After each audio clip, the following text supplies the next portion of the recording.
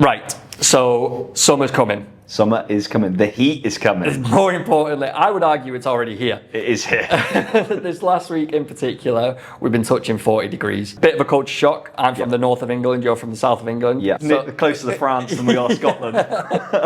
So how did you find it moving over, like especially that first year? Yeah, so I came out in January 2024, and it wasn't too bad. I got time to adjust to the heat because it was in sort of the low 20s when I first come out. Yeah, it still felt like British summer, but it gave me time to adapt. But yeah, you've got to adapt, and you've got to have some sort of activities that you can do inside. I like to stay fit and healthy. I know you do too. So keeping inside malls, doing activities indoors like paddle, even football you can play indoors here, which is an amazing thing because not many places in the world you can do everything indoors.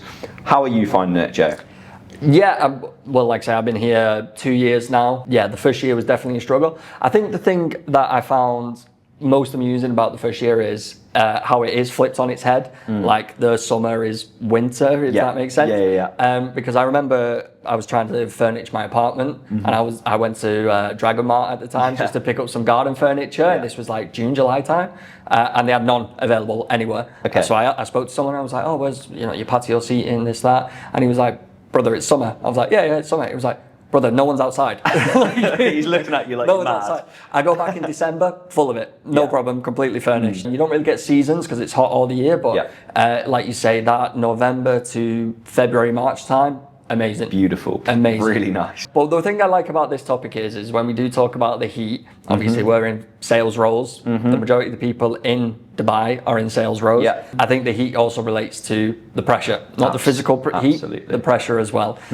So how do you handle the heat in the kitchen? The heat in the kitchen. Well, it's interesting that you say that because, yeah, it's not easy. Dealing with pressures, dealing with timelines, dealing with customers, very, very difficult. And you've got to understand the time of year that you're talking to these customers.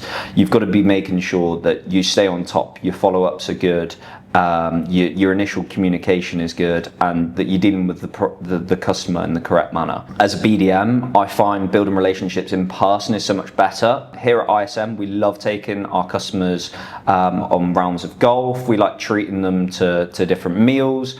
We like to make them feel valued because we don't just want to sell something to them and then disappear, right? Disappear on the horizon. We want to make sure that we're keeping on top, we're collaborating with these businesses, and they are finding the training that we provide them effective. That's the most important thing for me. I like providing a good service, and if I'm not providing a good service, I don't feel fulfillment from that. And I think, especially for like new people coming out here, you wouldn't take a risk like this if you didn't back your ability.